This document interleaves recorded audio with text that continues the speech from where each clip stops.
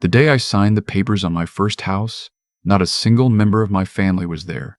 Not my father, not my mother, not my brother Derek, not his wife Shannon. I sat in the escrow office on a Tuesday afternoon in late October, a pen in my hand, a notary across the table, and an empty chair beside me that I had somehow still hoped someone would fill. I had sent the date 2 weeks in advance. I had texted the address the morning of. I had even called my mother the night before, and she had said, "We'll try, baby. You know how it is." I knew how it was. I signed every page alone. 31 signatures. I counted. When it was done, the notary, a woman named Patricia with reading glasses on a beaded chain, slid the folder across to me and said, "Congratulations, you're a homeowner."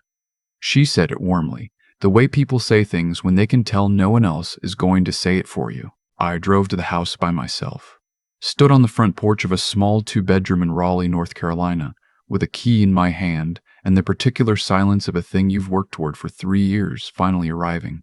No champagne, no family photo, just me, the October wind, and the sound of a neighbor's lawnmower 2 streets over. I was 31 years old. I had a master's degree in civil engineering.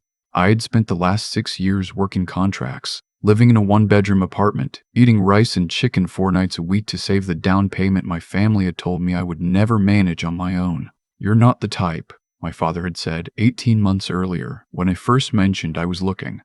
He said it the way he said most things. Not cruelly, just matter-of-factly, the way you'd tell someone the weather. You always start things and don't finish them. I had stood in his kitchen, a mug of coffee cooling in my hands, and nodded. I didn't argue. I had learned a long time ago that arguing with my father was like arguing with a wall. The wall never changed. But you walked away bruised. I finished it. I stood on that porch and took a photo of the key in my hand and sent it to my friend Marcus, who responded in approximately 4 seconds with 17 fire emojis and a voice memo of himself screaming.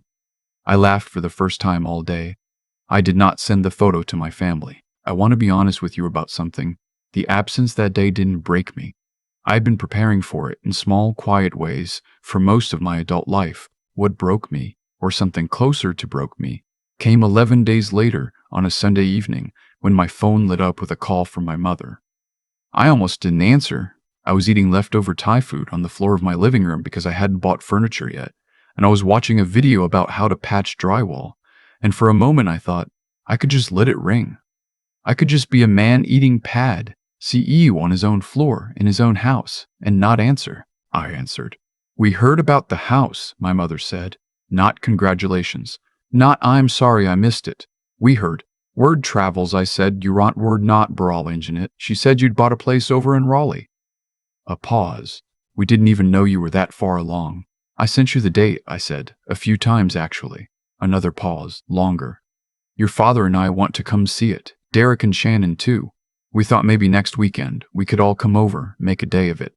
I looked around at my living room, a sleeping bag on the floor, 2 boxes of books I hadn't unpacked, a lamp I'd bought at a thrift store that was slightly too tall for the corner I'd put it in. "Sure," I said. "Next weekend works." I don't know why I said yes. Maybe I was still hoping for the version of my family that existed in the better parts of my imagination, the one that showed up, eventually, and said the right things.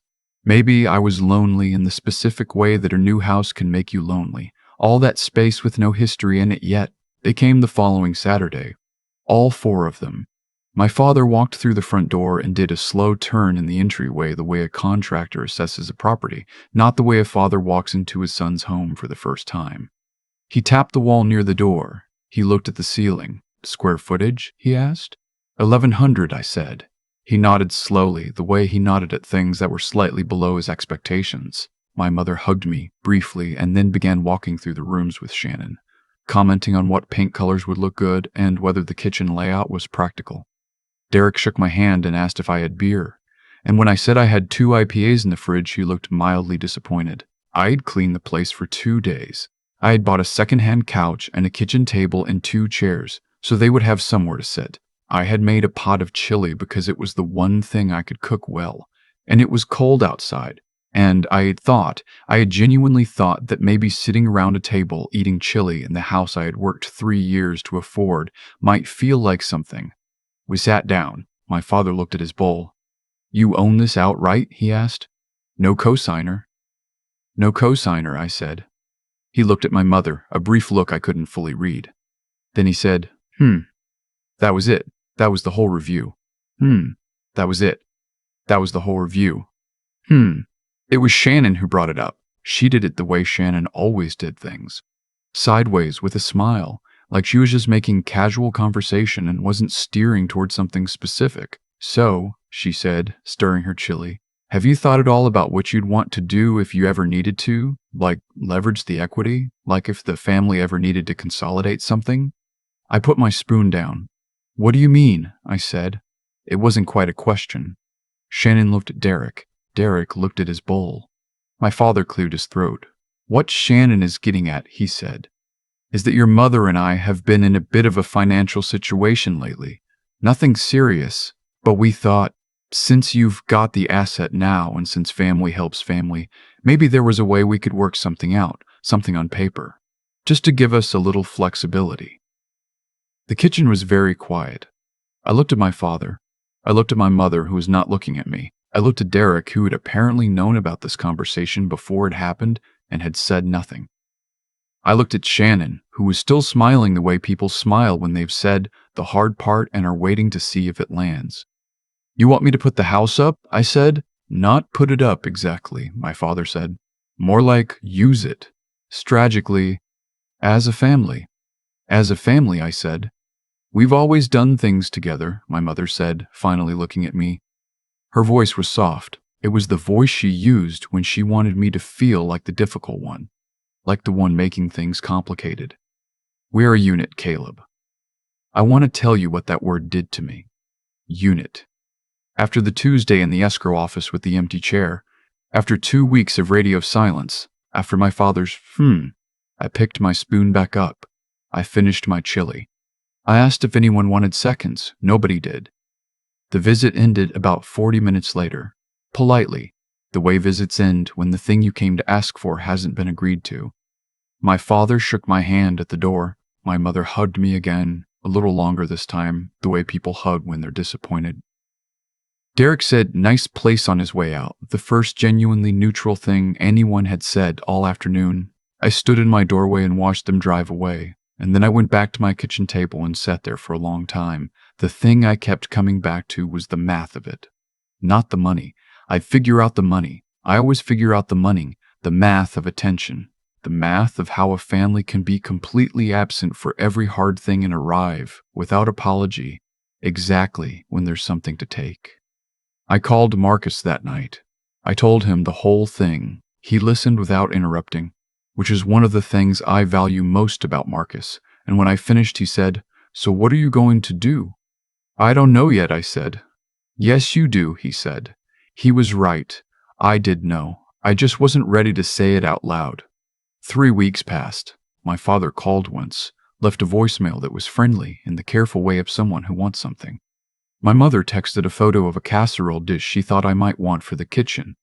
Derek sent nothing. Shannon sent a link to an article about home equity lines of credit. No message, just the link, which I found so audacious I almost respected it. I did not respond to any of them. Then, on a Thursday morning in late November, I got a call from a number I didn't recognize. I almost sent it to voicemail. Something made me answer. "Is this Caleb?" A man's voice, professional, measured. "It is," I said. "My name is Robert Ainsley. I'm an attorney with Ainsley and Marsh in Durham. I'm calling regarding the estate of your great-uncle, Wallace Pruitt." I sat down. I had met Wallace Pruitt exactly 4 times in my life. He was my maternal grandfather's brother, which made him, I had to count, my great-great-uncle by blood, though everyone just called him Uncle Wallace because he was the kind of man who simplified his own family tree by sheer personality. He was a retired civil engineer, which I had always thought was an extraordinary coincidence, until Marcus pointed out that maybe it wasn't a coincidence at all. That maybe something about the way Wallace saw the world had reached me sideways through the family. Through stories, Through the one afternoon when I was 17 and he had sat me down at his kitchen table and talked for 2 hours about load-bearing structures and why most people built things wrong. He had died in September. I had been notified by a brief group text from my mother that said, "Uncle Wallace passed. Funeral is the 14th, Greensboro." I had driven to Greensboro. I had stood at the graveside in the rain with a family I barely saw anymore and said goodbye to a man who had been kind to me in a way that felt, even then, like more than politeness. I had not expected to hear his name again. Robert Ainsley explained it calmly in the language of attorneys, which I had learned to follow from years of reading contracts at work. Wallace had updated his will 14 months before his death. He had left the majority of his estate, his savings, his investment accounts, the proceeds from the sale of his property in Durham, to me. The number he said was not a small number. I asked him to repeat it. He did. "Mr. Pruitt was very specific," Robert said. "He left a letter for you as well, which I'll send by certified mail. He wanted you to have it before we proceed with the formal distribution. He was—" A brief pause, something that sounded almost like warmth breaking through the professional register, very clear about his intentions. I thanked him. I hung up. I sat in my kitchen with my phone face down on the table and looked out the window at my backyard, which had a broken fence along the back edge that I had been planning to fix when the weather got better, and I thought about a man sitting at a kitchen table in Durham, talking to a 17-year-old about how most people built things wrong. I did not tell my family. I wanted to be clear about that decision. It wasn't revenge. It wasn't strategy, not yet. It was simply that I had learned over 31 years that the things I kept to myself tended to stay mine. The things I shared with my family had a way of becoming about them. The letter arrived 6 days later. I sat with it at my kitchen table for almost an hour before I opened it. Wallace's handwriting was careful and slightly old-fashioned. The handwriting of a man who had grown up writing everything by hand and never fully stopped caring about how it looked. He wrote that he had watched me, from a distance and occasionally up close, for most of my life. He wrote that he had seen what my family did not see or chose not to see, that I was serious and careful, and that I finished what I started, which he said was rarer than people admitted. He wrote that he had updated his will after I had sent him, unprompted, a short note when he was in the hospital the previous year. He said nobody else had sent a note. He said he had kept it on his nightstand. He wrote, "I built a few things in my life that lasted. You're going to build more. Don't let anyone put their name on what you built." I folded the letter. I held it for a while. Then I put it back in the envelope and set it on the table, and I understood that the last sentence was not incidental. He had known, maybe not the specifics, but he had known the shape of it. My mother called on a Friday evening 3 weeks after Robert Ainsley's first call. I had been in contact with the attorney's office twice a week since then, working through the paperwork, taking nothing for granted, reading everything before I signed it. I was getting close to the end of the formal process. "Hi, sweetheart," my mother said. She sounded different, a particular kind of warmth in her voice that I recognized because it usually preceded something. "Hi, Mom. I was thinking," she said. "We haven't really talked since the visit. I feel like maybe things ended a little strangely." She laughed softly. "You know your father.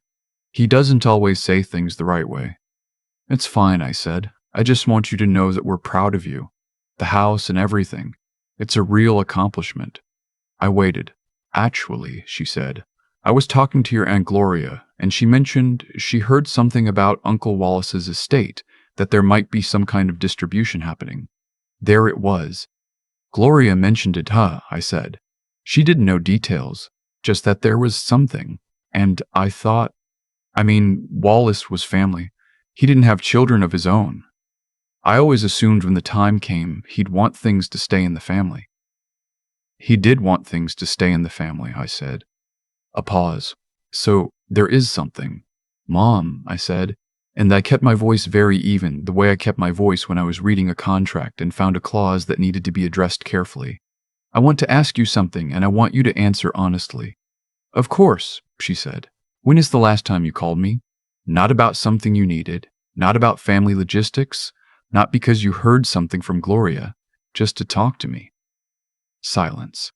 "I'm not asking to be cruel," I said. I genuinely want to know if you can remember. The silence was long enough that I had my answer. Caleb, she finally said, and her voice had shifted. The warmth was gone, and underneath it was something flatter, more familiar. I don't think that's fair. I signed 31 pages alone in an escrow office, I said. I counted. We explained that. We had things going on that week. You've had things going on that week? You've had things going on for a long time, I said. That's fine. I figured it out. I always figure it out. I paused. Wallace figured it out too. He was very specific about his intentions. Robert Ainsley was very clear about that. Robert Ainsley, she repeated. So you've already been in contact. You already knew. For a few weeks, yes. Another silence, and in it I could hear the recalibration happening. The shift from the soft approach to something harder. You should have told us, she said. Wallace was part of this family, your father and I. We've been struggling, Caleb, genuinely struggling, and you've been sitting on this for weeks without saying a word. I've been sitting on what is legally mine, I said, while working through a legal process, which is exactly what you're supposed to do.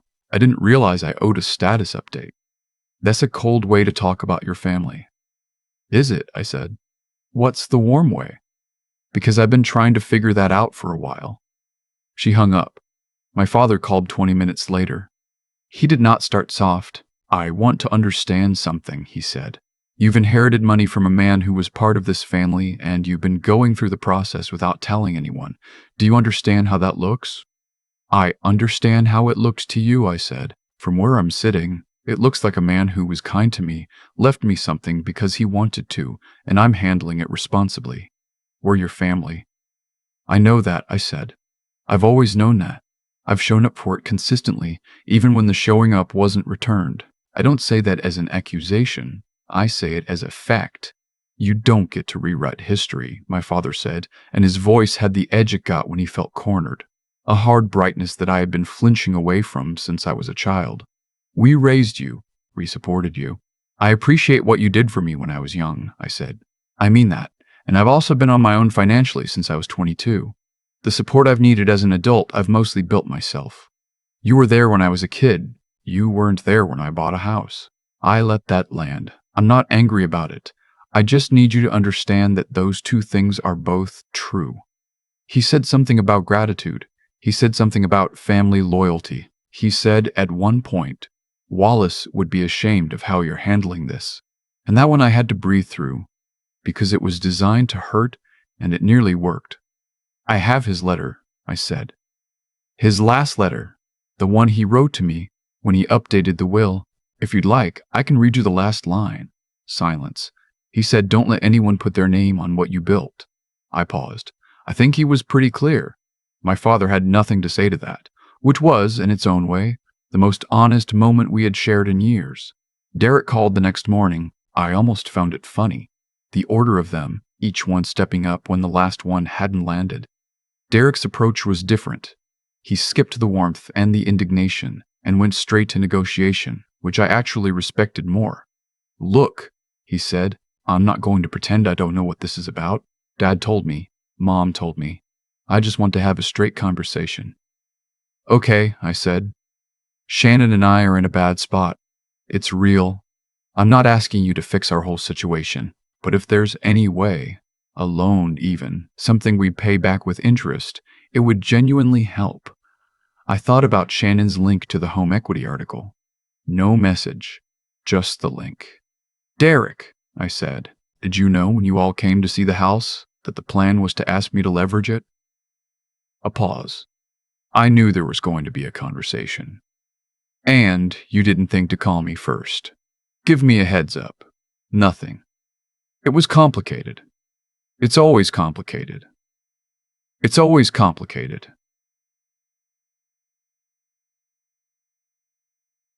Every time there's something that might cost you something, it's complicated. Every time there's something to gain, it's suddenly simple. I wasn't angry. I was tired, which is worse. I'm not going to loan you money, Derek. I'm not going to co-sign anything. I'm not going to leverage the house. I'm not going to do anything with Wallace's estate except what Wallace intended. If you're in a real financial crisis, there are resources for that. I can send you some information if you want. That's what I can do."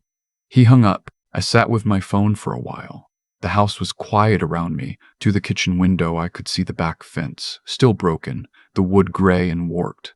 I had bought materials to fix it 2 weekends ago and hadn't started yet. I thought about Wallace at 17, at his kitchen table, talking about load-bearing structures. The way he had looked at me, not like a project, not like a problem, just like a person who was going to be fine if someone told him a few true things. I had not known, that afternoon, that I was being seen. I only understood it later. I went outside. I picked up the fence boards from where I had stacked them against the house. I started working. It took most of the afternoon. I was not particularly skilled at it and had to watch 2 tutorial videos on my phone, propped against a bucket, pausing and rewinding.